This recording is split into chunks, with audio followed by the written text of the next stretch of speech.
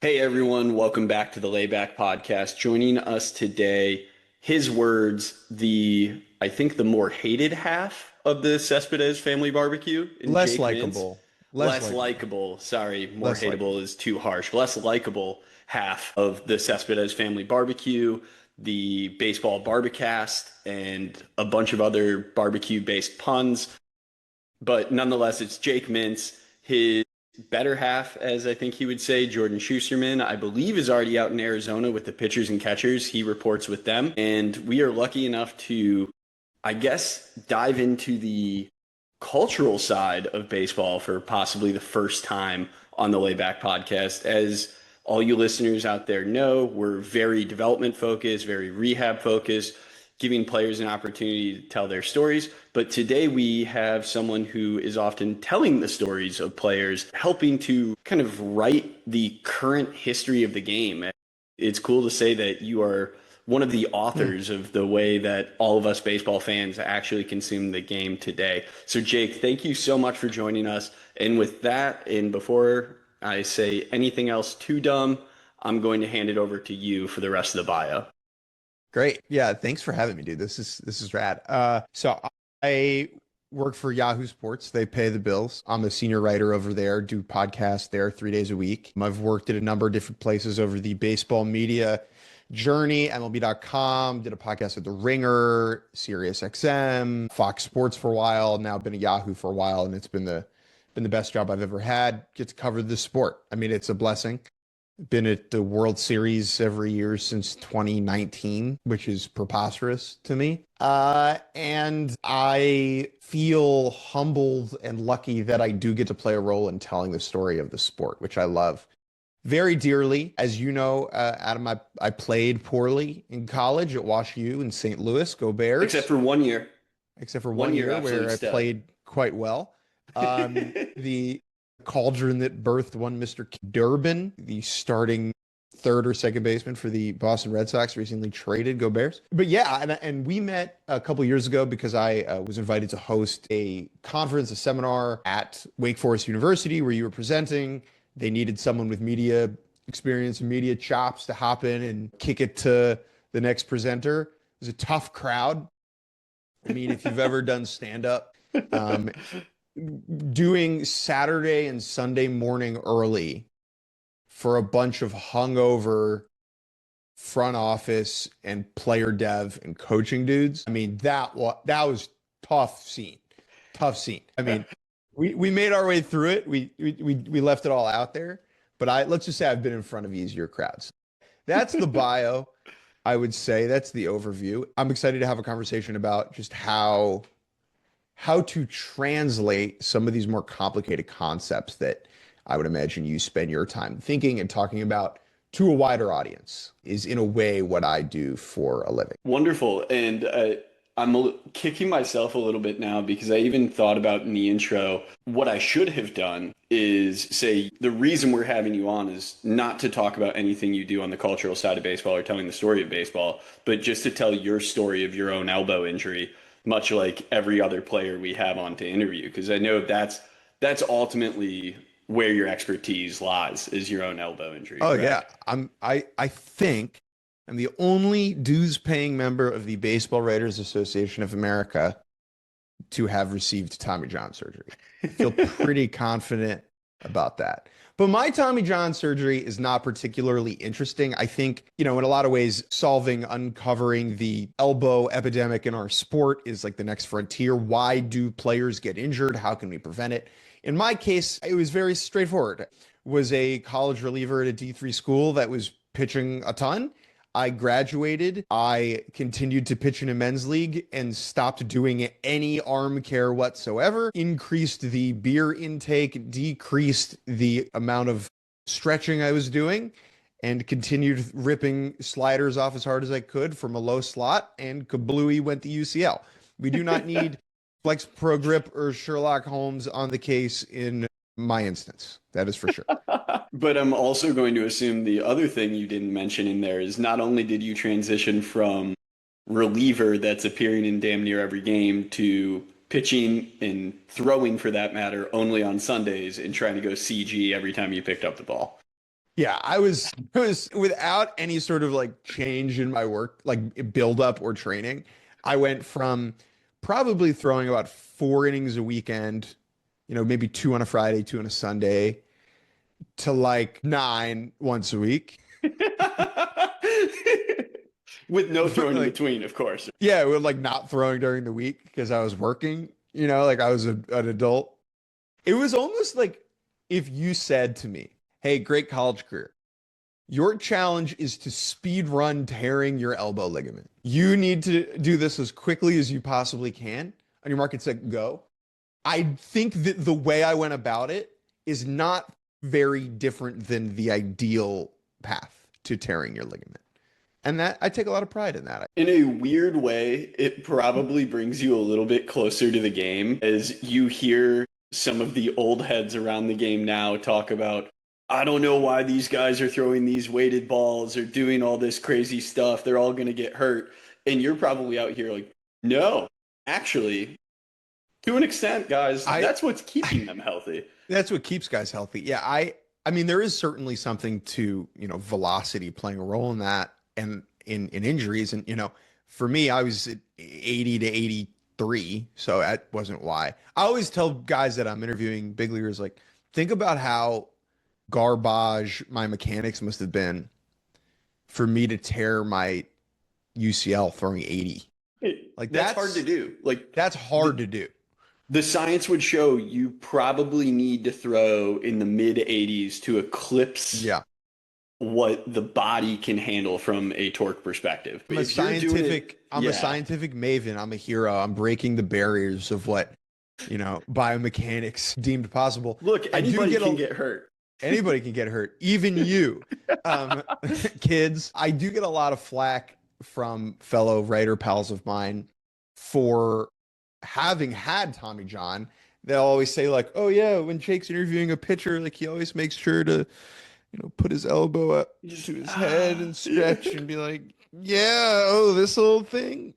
I have a very tiny scar, which Bryce Harper, who received Tommy John, once gave me crap for, and compared it to his much larger scar. That was very humbling and certainly not a moment I ever anticipated having in my life. And yet here we are living in this wonderful, wild, weird world of baseball. But also, if you told 14-year-old you that you'd be getting big dog by Bryce Harper, Yeah, that'd it's a win. probably be a It's a little win. bit of a As somebody who grew lifetime up in the bingo card DC, moment. grew up in the DC area, that was a win. Absolutely. So let's even use this opportunity to kind of walk things back. I know you guys have a pretty good little minute and a half video on the group Twitter account that showcases who you are, where you've gone, what you do. But I'd love now if you could kind of introduce that to the Layback audience of how you guys ultimately got started in the industry. Yeah, so myself and Jordan Shusterman, we went to middle school together in the DC area where I now live. And we were the only people in our high school friend group that was problematically obsessed with baseball. So we got closer, started, playing catch all the time, started driving to minor league games out in Maryland just for fun in our free time, and kind of got sucked into the baseball internet space by a podcast called Up and In, which used to exist on Baseball Prospectus, hosted by Kevin Goldstein, who's now in the Minnesota front office, and Jason Parks, who's now in the Arizona front office. And those two guys kind of spoke a language that we had never heard about the sport before, where it was accessible, but it was authoritative. It was inside the sport. So that made us want to do it too. So our senior year of high school, we started a blog and then a podcast. We were 17, and we just started screwing around in college, doing the show, and picked up some steam, and it just kind of snowballed from there. We would do these road trips every summer where we would get in the car and just go see minor league ball and interview players and put it online. And this was like 2013, 2014, 2015, kind of before the ubiquitous, the omnipresent era of "What's up, dude?" Like the small mic interviews where we were, not to say we invented the idea of interviewing a baseball player, but like online at the time that wasn't around. Like it wasn't all over our feeds in the same way. And we did a lot of that. And that helped us kind of get credence within the industry and build enough connections with players following them up through their minor league journeys, that when they became big leaguers, we were able to carry that along with us. MLB.com asked us to do a road trip for them going into our senior year of college, where we did DC to Maine to San Diego for the Futures game, 32 days in the car, minor league game almost every night, seeing the country, talking to people. And that was kind of our first real taste of it. Started working for MLB.com right out of school in New York City, and then fell asleep on a keyboard. And now I somehow am 30 years old and still do this for a living. What I always say is there are people that are more entertaining than us. There are people that have more access and insight than us. But I think what we do is kind of thread the needle and hit the sweet spot between those two things. I think we bring a unique perspective for people that are credentialed to be around all the time, that are in clubhouses, that are talking to players, that are having these conversations. But yet I think we're able to report on the game in a traditional way if we need to. We're able to report on the game in a modern way if we need to, depending on what the circumstance necessitates. Like I said before, like I just feel lucky that I get to do this, right? That I feel lucky that I've had these experiences. And so, yeah, that's kind of the spiel. That's the run through of what it is, what we do. The name Cespedes Family BBQ is derived from Yoenis Cespedes, obviously, who, when he was putting together a highlight reel that he sent to teams when he was leaving Cuba, featured a 30-second clip of him smoking a pig over an open spit. And Billy Beane saw that and was like, yeah, 4 years, $36 million. I need that. We just thought it was like the most absurd thing we'd ever seen and never thought we'd have to explain it to anybody. And here we are.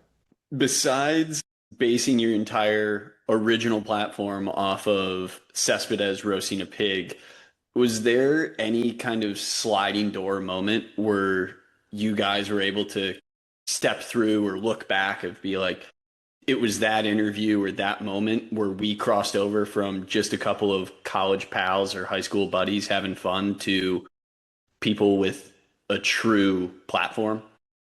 Yeah, I mean, I would say that there are a couple different transitions in a way. The first one was we went to a Baseball Prospectus event. Like they used to do these, they might still do them.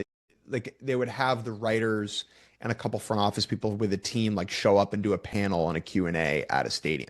And we went to the one in Nats Park and we met Jason Parks, who was still on the public side at the time, and he thought we were funny and tweeted about us. And we went from, I mean, again, this is going into our freshman year of college. We probably went from like 200 followers to 1,100 in a week because of that. And like that was really the first foot in the door moment. And then we, did in college, we were just being total goofballs, like being idiots, doing whatever we wanted. And like, because we didn't know that it was going to be our lives. So we were kind of living freely in a way. My dad knew it was going to be my life. And so I owe him a lot for like keeping us on the rails a little bit from time to time when we needed that. And then like, I don't know if there was really another moment. There was no aha. I mean, there are these moments where you like look up and you're interviewing Yu Darvish in the supply closet of a minor league stadium during a rehab start, or you're in the Cubs clubhouse after they win the NLCS in 2016. Like there are all these moments where you're like, I can't believe I'm here. But I don't really have a moment where it was like, now I'm in it. Like now I'm this. I would say over the last 4 years since the pandemic, like not purposefully, kind of pivoted again to focus more, to do more writing and do more reporting, because you can't be 22 forever. And if you want to survive in this industry, you have to be willing to adapt. And I think embracing that side of our skill set has been one of the joys of my professional life and has kind of allowed me to, hey, you're going to watch Game 7 of the World Series between the Dodgers and the Blue Jays, and you need to throw together 1,000 concise words about one of the most memorable games of all time. Like that is super fun, super difficult, and makes going to work enjoyable, having those moments. Speaking of adapting skill sets over time and can't be 22 forever, one of the, I think, wildest things for me to see in our kind of very infantile relationship is me meeting you at Wake Forest, knowing that you had a social media platform, but that was also at the time where I wasn't deep into consuming the world of baseball, so deep on the Flex Pro Grip elbow side, not into the grand baseball sphere. And then me seeing you this past year at winter meetings and just trying to talk to you for 10 minutes, and every single person that walked by, you knew. And that included agents, front office, marketing, writers. It didn't matter if A guy someone who walked by, coached my you knew travel them. high school Yeah, team. which ended up being a pretty good connection. Yeah. And I ended up talking to him for a good 30 minutes after Yeah. you left. Great guy. Yeah, awesome. And I appreciate that connection. But the reason I bring this up is the skill of relationship building. And there's no way you and Jordan would be in this position that you guys are in now if you couldn't kind of foster that relationship in getting to know people. Because there's one thing to talk to someone, there's one thing to write about someone or host them for an interview. But you guys wouldn't be where you are now if you didn't bridge that gap to not necessarily friendship, but I'm sure it is friendship in some cases. People rely on you guys, and you are welcome in all these spaces. And that has afforded you so many opportunities. And I know this is a really weird part of the question after I talk you up and talk about how good you are around people. But how have you gotten to the point where you guys just kind of know how to exist with the right decorum in these rooms that you're in? You have to care about the people. And I think that's true with anything, about whether it's coaching or any relationship. If you care, people will tell that you care, and then you'll have meaningful interactions that will benefit both parties down the road. It really is like anything else. I think part of it is I'm only 30, but we've been doing this now for 12 years, since I was 18. So we've lived a lot of different lives in the industry that gives us a lot of different connections. We've grown up with and alongside people. I think of my good buddy, Zach Mortimer, who is now in charge of amateur scouting with the Cardinals, who was the third guest we ever had on our podcast in 2013, right? When he was on the public side. And like those relationships, you can't fake it. People will tell if you are phony. Even dumb people will be able to tell. And there's a lot of dumb people in baseball. But like there's a lot of smart people too, but they'll be able to tell if you're phony. I think that's a big part of it, is just care. Like, I know that sounds stupid and it sounds silly, but like you have to meet people where they're at. And when I think about this with players, if I can at all help it, I always want the first conversation I have with the player to be off the record with no recording going on. Right? Because if you don't build a relationship, it's going to make the storytelling worse later on. Right? And I think now there are circumstances where like that's not possible. If it's game 7 of the World Series, I had talked to Miguel Rojas before, but if it's game 7 of the World Series and I've never talked to Miguel Rojas, like I got to go talk to Miguel Rojas, who just won the World Series, right? There are circumstances where you don't get to dictate it. But I think having those relationships with players is so important. And I think it does enhance the storytelling because there's just an added level of trust there. I mean, that does go alongside like growing up with these people. And like I've known Carlos Rodon since he was in high A, since he was in college even. Same thing with a guy like Lucas Giolito. So when you grow up with these people, they become your, more than just your contacts, right? You meet their families, you know what they do in the off season, you care about their lives. And that's the whole thing, man. It's just care. There's one thing, of course, to care, but then you will also need to be good at what you do as well for other people to care, right? Because then the players, the front office members, they can kind of bring you along for the ride and trust that you're going to put the right story out there or that you're always going to have their best interest. But then the weird part about media is not only do you need to stay in the good graces of the people that you are communicating with, but you need to stay in the good graces of the people that you are sharing information to. Sure. And what I find so interesting about this specific piece, I was even on the phone yesterday with one of my buddies who's one of the biggest stat head, seam heads that I know, really obsessed with baseball and follows the game, still keeps a scorebook when he goes to games, that kind of thing. So I know that he follows what you guys do. I get on the line with him and I just want to say to him, like, hey, I know you consume what Jake and Jordan do. You consume what I do on my end. I want to talk through interview questions with you. And then I brought up a point to him where I said, you tell me if this sounds offensive, but I kind of feel as though Jordan and Jake have done what ESPN is now trying to do across the board. They're putting people at the front desk that don't just know the game, but are relatable to the fan. You see that it's a little bit different because he played the sport, but you see Pat McAfee is posted on every single thing that ESPN does. And that's not just because he's knowledgeable, but it's because the every man, the every fan looks at Pat McAfee and is like, oh, beer, party, football, that's awesome. And then people in the baseball world can look at what you and Jordan do and be like, that's how much I care. That's how nerdy I am. That's how much I love it. And at the end of the day, these guys are people that I see myself being friends with. So then I understand that that's probably you still just being yourself. Like you're not trying to cater to anyone, but have you had to wrestle with how you are perceived by your audience at all on this journey? Yeah, always. I mean, you don't want to a point because you don't want it to like eat you up and change you. But yeah, absolutely.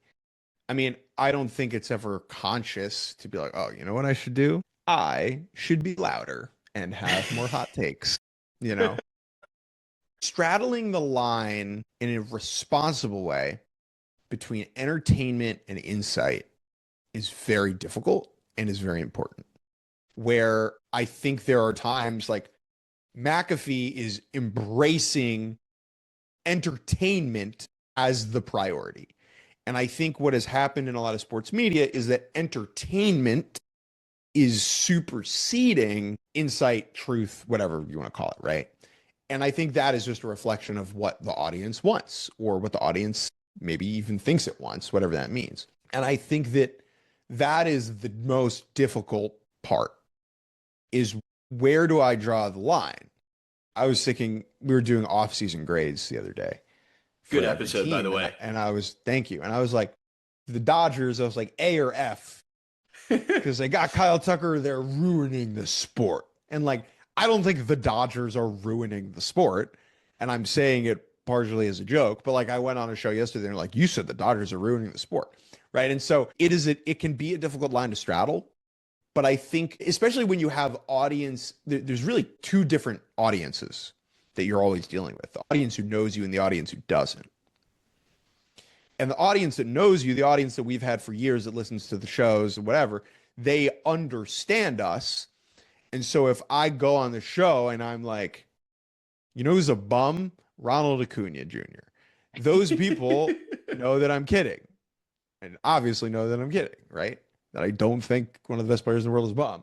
Whereas then you have the people who, for whatever reason, just like aren't familiar with the work and they can take it out of context and whatever. And you're not like worried about that all the time, but it is certainly something you think about.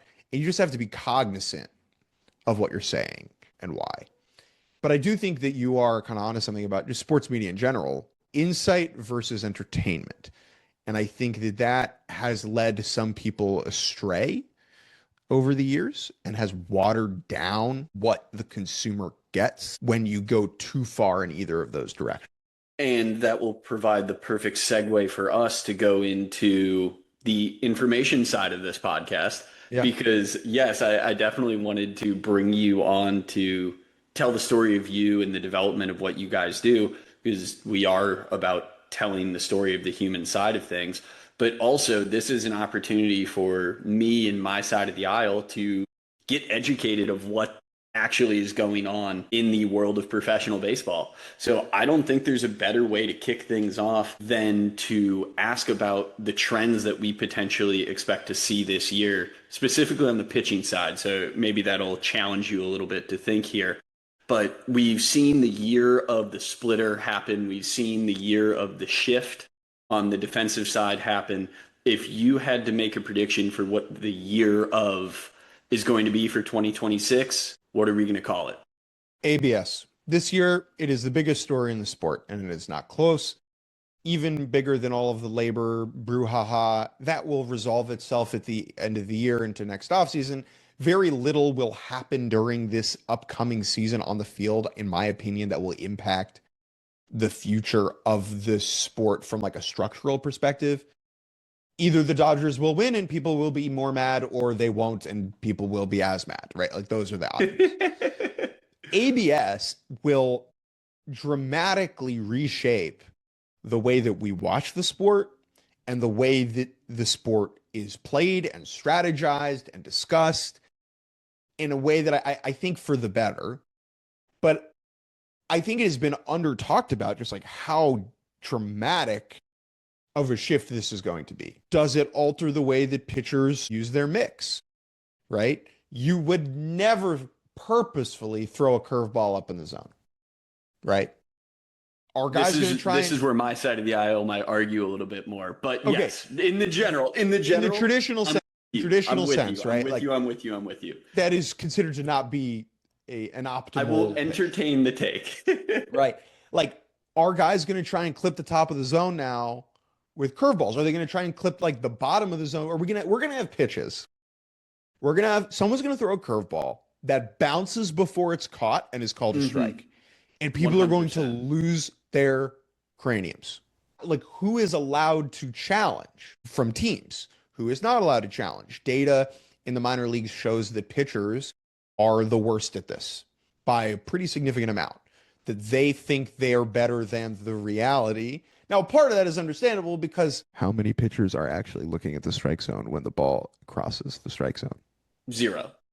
I mean, very few. Like Greg Maddux. Maybe like a guy like Stroman, right? 1982. Right, who's like finishing in a set fielding position, stare at home plate. Right. Yeah. That doesn't exist anymore, really. And so these guys aren't seeing where like they don't have the right perspective. Catchers are the best, then hitters and pitchers. What types of pitchers are allowed to challenge? Do teams say, hey, on our team, pitchers don't challenge? Just that is a rule. How does it impact pitch mixes? How does it impact you? It's a Pandora's box. We've seen data from the results at the minor league level. The big leagues are a completely different thing. Guys are throwing harder with nastier stuff. It is going to be even more difficult, I think, to challenge. Like, I think players as a whole will be worse at it because, frankly, there's just less time to know how you're doing. And the umps are better than they are at the minor league level. So yeah, to me, that's the whole thing. Just because of the multitude of different outcomes that will spring from that one specific edition. I am hopping to another screen real quick to do a rapid Google. I want to know if this is still his picture on MLB.com. But for anyone who wants to push back on Jake and I's little conversation there about our pitchers looking at home plate when the ball is crossing through the strike zone, oh, this is perfect. Please toss in a Google or preferred search engine of choice. Ian Seymour, left-handed pitcher for the Tampa Bay Rays. One of Flex Pro Grip's personal favorite players and Layback Podcast alum. So definitely go check out his episode. Quick little plug there, personal plug. But just look at that first picture that pops up for Ian Seymour. Yeah, he is looking at the third base dugout. And Ian Seymour is going to be a starter. Here's the take. He's going to be a legitimate starter in this game for a long time. It does not matter where you are looking. So if anyone wants to argue that, just go look at that picture of Ian Seymour. Now, Jake, here's the potentially tougher question for you to answer. Based on your knowledge of the game, are there any specific pitchers that you think can better take advantage of this ABS era that we are in now? It's a really good question. I would imagine there's two different ways to think about it, right? Like, I'm thinking about the guys with elite command. Are the guys with elite command going to suffer or benefit?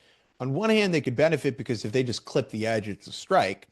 But you would imagine in the past that those guys are probably getting a little bit more off the edge of the plate. Are they going to lose that? I think it will continue to benefit the guys with the best stuff, because if it's hard to hit, it's hard to track. And I think that trying to challenge someone like Yohan Duran or Tarek Skubal is harder than challenging someone whose stuff is maybe more pedestrian, right? And so I do think it could, I'm thinking this through in real time. I think it could continue to broaden the gap between the have stuffs and the have nots. That is my initial hypothesis. I think that's a pretty solid take because I'm also asking you to hypothesize on something that is so far down on the list of things that makes pitchers good. How are Yeah. we going to ask? How are you going to ask anyone with true knowledge of the game to rank a pitcher based on their ability to take advantage of one true strike zone? Of a thing that And we have never had. Like that too. some guys have pitched with this in the minor leagues, and I'm sure that there is data about who is benefiting from this and who is not and how it's impacting the game. But I also, mean, like, pitchers aren't going to honestly, pitch to ABS. They're going to pitch to the hitter that's at the plate. absolutely. Yeah. No one's pitching to ABS. I really think that the biggest impact will be with catchers. I think you can roll out a worse catcher than From a you receiving from a perspective. receiving perspective. Yeah. Now, how does that impact the pitcher? Right. Like if you're throwing to someone with cement hands, that's less optimal, even if it's not a ball strike thing. Like you just feel worse. We've all done that, right? We've all thrown to a Right. bad catcher. It doesn't feel nice. But yeah, I just think it's just going to be such a big deal.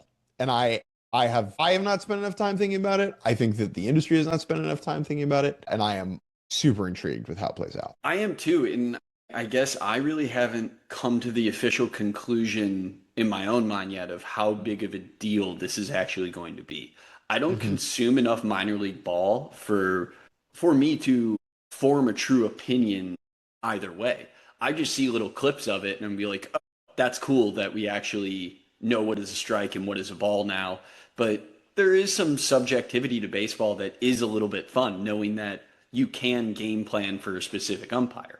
Now we're game planning for a computer. We lose, kind of like what you said, the edge of having an unbelievable defensive, or I guess not even defensive catcher, but truly receiving focused catcher, or a catcher that understands how to set up and get angles and game plan the umpire and develop those relationships over time. It is weird to say that we might be losing one of those kind of like sixth tool components that sets catchers apart and enables pitching staffs to go from really good to great. And for a while, and I feel this way about the pitch clock too. For a while, I was like, you're ruining the sport I love. Like, why are we trying to change this thing? It ain't for me and it ain't for you. Okay.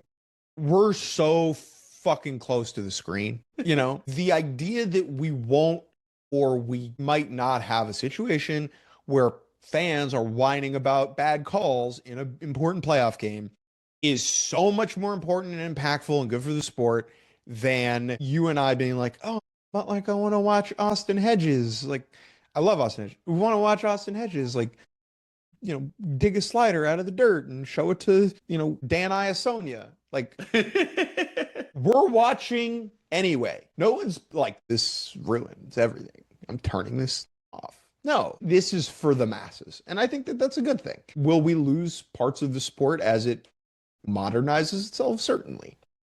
But I think part of the reason I was okay with ABS and against part of the reason I was okay with the ABS challenge system and against full robo strike zone is because I don't think this will completely fundamentally alter the sport to an unrecognizable degree, right?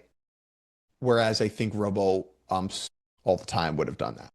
We'll put a bow on that topic and move into the next kind of timely piece as we get the season or pitchers and catchers reporting underway. What do you think is kind of the next wave of player and or pitching development? Either from what you're seeing, what you're hearing.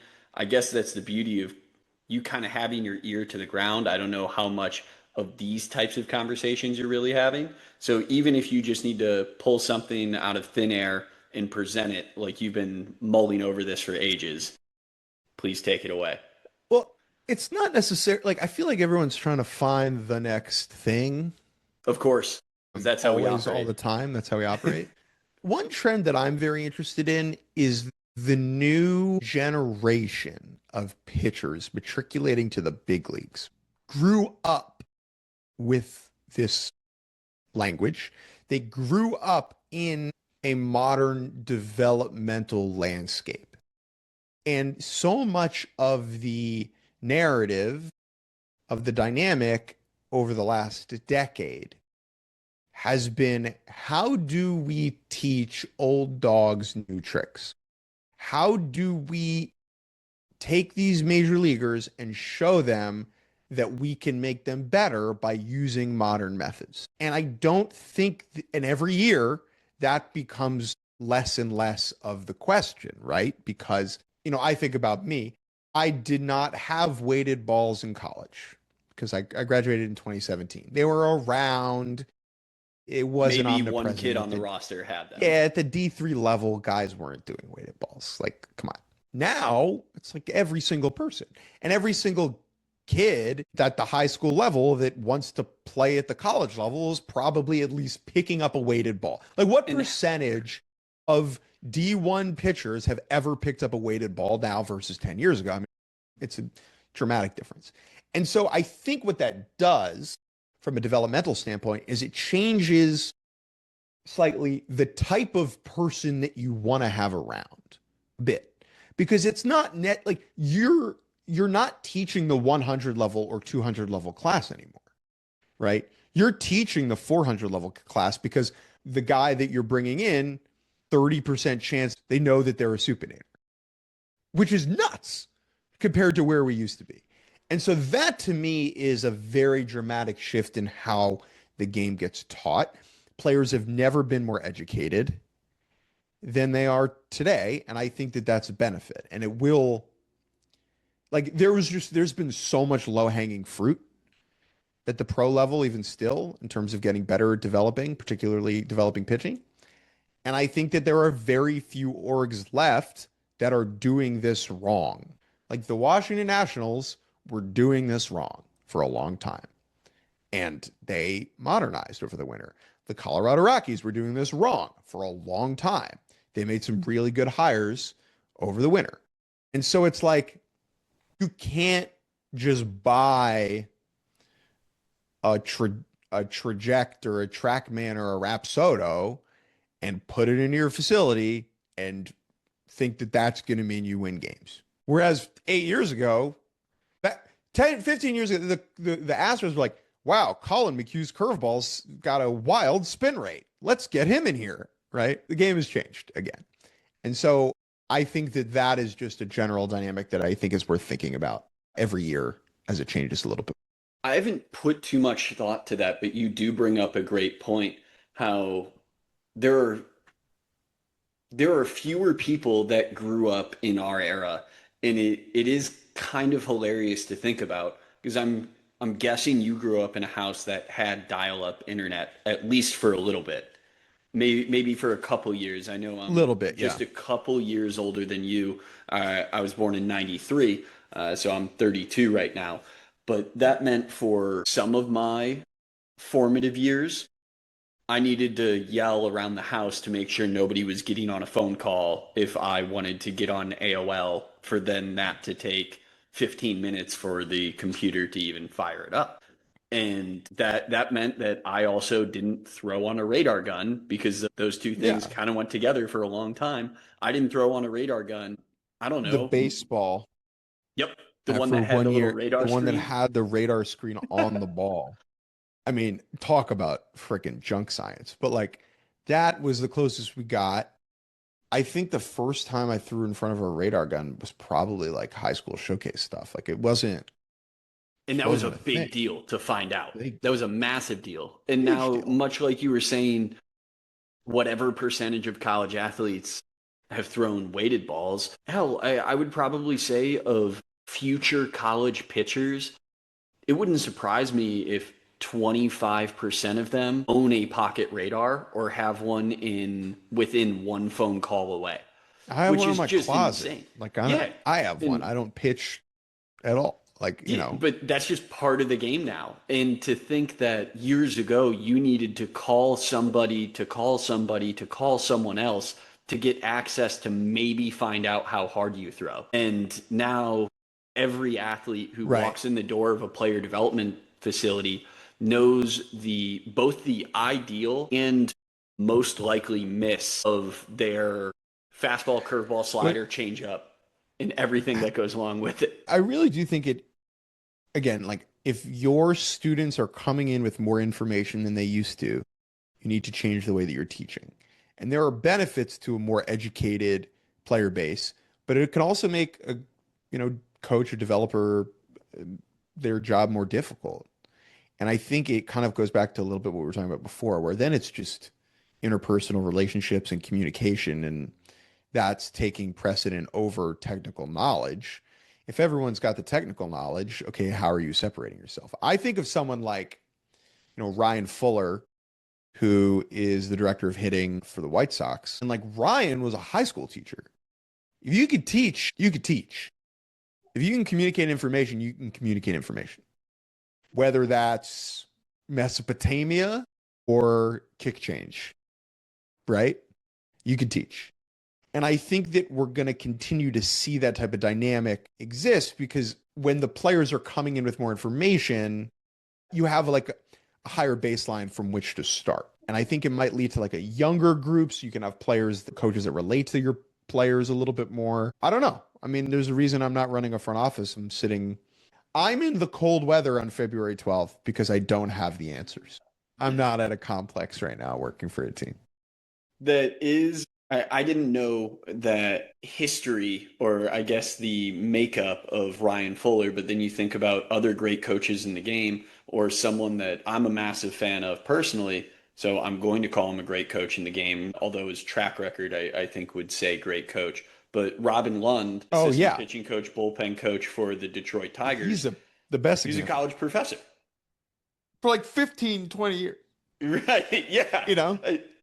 And then going beyond that, and then you look into some of the hires that are being made, something I do find interesting. Yes, you need people with extreme technical knowledge at this point because you need people that can talk the talk when players have this amazing knowledge base, the starting knowledge base. So you just can't fake it anymore. You either need to be able to talk the talk or you need to be the single greatest facilitator of all time to be able to pick up the phone and call whoever has the answer and get that answer in a split second. I hosted a panel discussion this past year at Wake Forest Player Development Seminar, and Josh Hedgeka, friend of our program, friend of your program, I know, was on the panel. And we asked kind of the standard question that you hear time and time again of if someone doesn't have the answer to a question for you as a player, what do you want them to do? And you hear so often like it being okay for a coach to say like, "Oh, I don't know, but I'll go find out for you." Hedgeka's response was, "Now at this point, if a coach answers twice, I don't know, I'll go find out, he's moved on." At that point, he knows that that coach is not well prepared enough or equipped enough to help him in his journey. So it isn't enough to say, I'll find out for you. You need to be so in tune with what's going on, even if you don't have the exact answer, but to at least be able to speak the language and connect the dots along the way The bar's to higher. assist The bar's higher. with the problem being solved.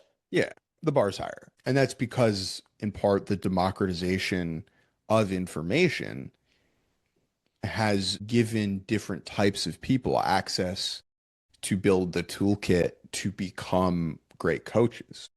Whereas in the past, you knew about this shit because you played, right? There was no other way to learn how to do this, right? Like every pitching coach at the big league level was probably a professional pitcher for a very, very, very, very, very long time. Right. And that's not the case because you can go read, you can go online, you can develop yourself in a way that is different.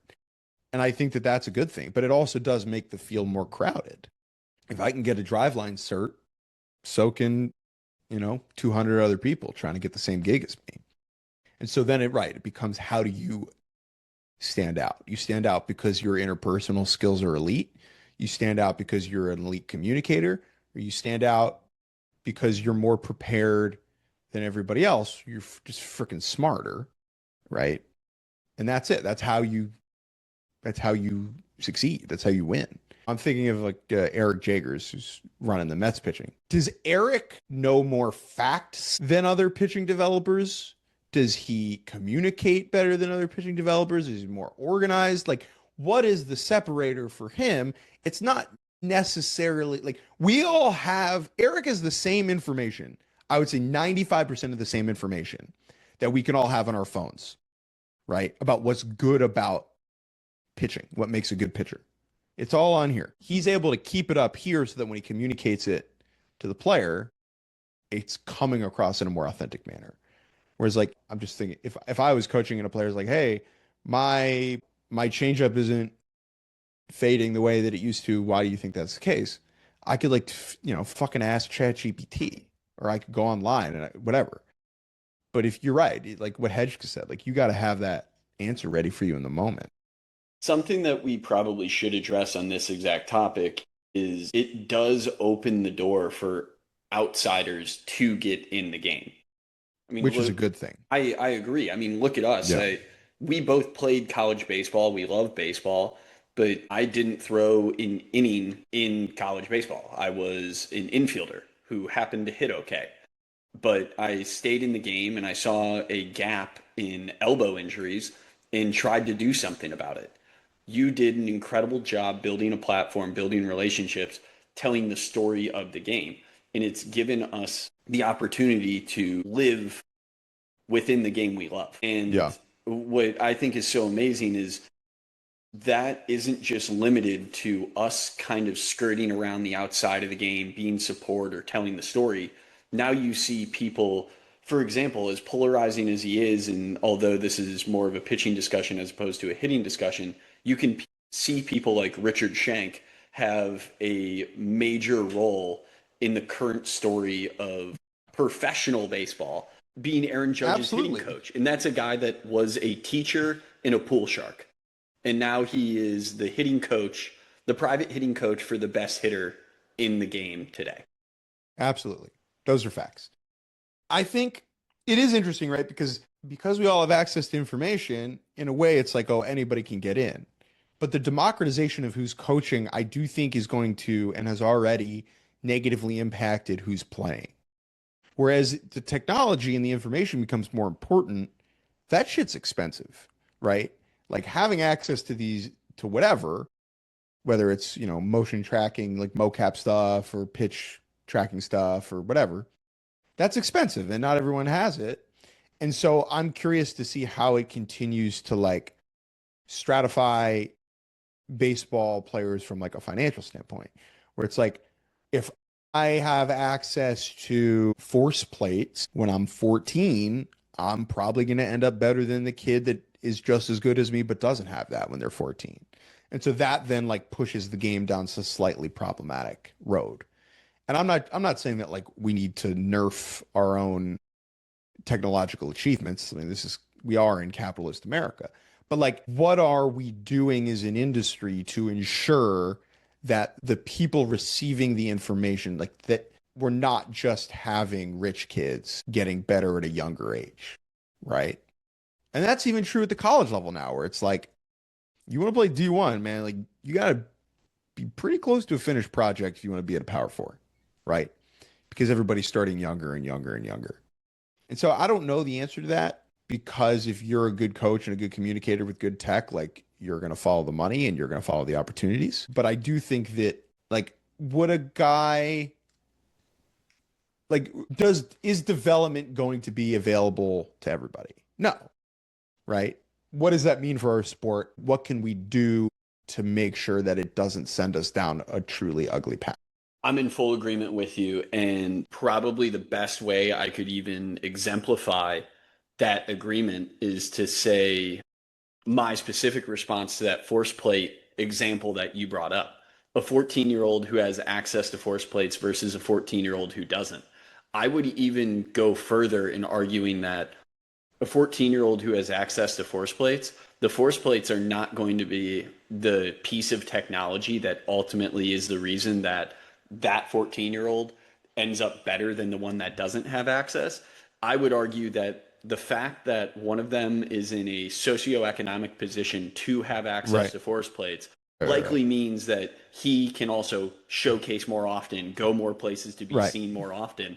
And it is unfortunate. Sorry for those who don't want to hear us talk about money and baseball and youth development. But quite frankly, it has become a wealthy game. You need money to play. You Yeah. need money to be seen. You need money to get exposed, which also means, unfortunately, we are going to see fewer and less often occurring cases of the awesome stories where we show up to a field and a scout gets there early only to see some 17-year-old that nobody knows the name of throwing 95 miles an hour. Yeah, Because or like those Lorenzo guys Kane either, showing up to his high school yes, baseball practice in jeans as trying out in the 10th grade. Like right. that's what makes like those stories make the game interesting. We want as many different types of people to be involved in the sport from as many different types of backgrounds because it makes the stories better. And at least that's what I selfishly care about. Now, if you're running an organization, having ideological homogeny, there's certainly some sort of value to that, I'd imagine. But like for me, I just want you to be a weirdo. I want you to be different. I want you to have some uniqueness to your story. What makes you you, right? And if everybody is respectfully named Kyle from, suburban Texas, like, all right, like But sick, it'll be dude. spelled at least 12 different ways. Yeah, like though, like, and that's not to take anything away from anybody's individual journey or development or the effort that you put in. It's just a question of like, I think the sport and life is more interesting when it has different flavors to it. And I worry that the technological advancements of the sport could create something of a monotone energy if it goes unchecked. Now let's spin this one last time to probably a more positive note on this exact same topic that we are discussing. I do think those who are doing player development the best can leverage technology to better accent and celebrate the things that do make individuals individuals. Because you look at a TrackMan plot and using that technology and the printouts that come from it in 2016 versus 2026 are two entirely different things. Because at first we have TrackMan and ball flight data, and we want to create a 20-inch lift heater on every single pitcher. And then Sure. we realize, ooh, actually, there's other things that we can do to be successful. So maybe if we can use this technology, if we can use these things at younger ages, we can better identify what people do naturally and help them lean into those Yeah. things that better help And individualize the game as we move forward. sure. And I think that in some ways, when I was coaching Little League in New York for a while, having a phone in my hand that had a slow-mo camera in it when you're coaching 8, 9, 10-year-olds, it's a game changer, right? Slow-mo video, hey, check this out. Show it to him. Boom. Pulling my front side out. Great. And I do think that in some ways that has made things kind of easier for people. So to round things out today, Jake, because I do think we have covered a lot and we've probably gotten to the end of what we even can talk about today.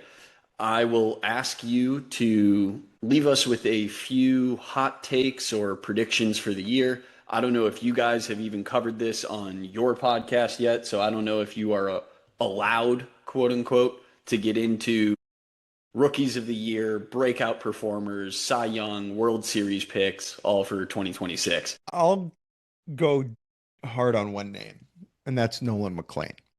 I think Nolan McLean with the Mets is going to just be unbelievable.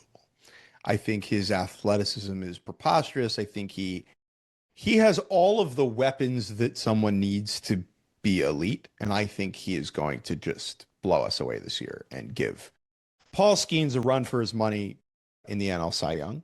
I mean, it's so funny, right? Like at the beginning of the year, if I put a gun to your head and was like, you need to pick the Cy Youngs, you'd say Skeens and Skubal, and you would say that every single time. And if you said something else, you're being contrarian or you're being stupid. Those are the Mackenzie two Gore, answers. Mackenzie Gore, Mackenzie Gore, Great. Mackenzie Gore. You're not going to go take, your own money, like with all due respect to Mackenzie Gore, like, that's just not how it works, right? Like I have we my believe biases. what we've already seen, of course. But yeah, I'm just an enormous believer in Nolan McLean, and I think that he's going to be really special. It's funny, like I really haven't. I need to transition my brain from off-season mode to preseason mode. I'm still thinking in the past rather than thinking in the future. We're your spring Um, training podcast. yeah, I liked what the Mets did over the offseason. That's just like, I don't know if that's a hot take, but I thought what they did was really interesting. The Yankees deciding to run it back was the opposite. I thought that was really interesting. Deciding to just hit copy and paste is a decision in and of itself. But I am excited for the season, dude. It's cold here in DC. I want to be sweating through my shorts. Only a couple weeks until you are sweating I through your know. shorts. I know. I'll So be heading down super to spring exciting stuff. training. I'll be headed down to spring training in 2 weeks. I'll be in Florida. If you see me, if you're listening, you see me there, come say hello. Let's be friends. Why not? What else you got going on? Well, then the final transition, please drop the various ways the listeners can keep in touch or follow you. Listen to our podcast, Baseball Barbacast, 2 days a week, 3 days a week once the season gets rolling. You can follow me on Twitter. Just type my name, Jake Mintz. There's another Jake Mintz, but that Jake Mintz, Mintz, he is not a baseball related person. He's at Jake Mintz. I'm at Jake underscore Mintz, so that's the difference. But yeah, just enjoy the game and be nice to people. That's all I got. Perfect. Well, Thanks Jake, for having me. Thanks for having me, man. dude. Thanks a ton for your time. And of course, to all the listeners, thanks for laying back with us.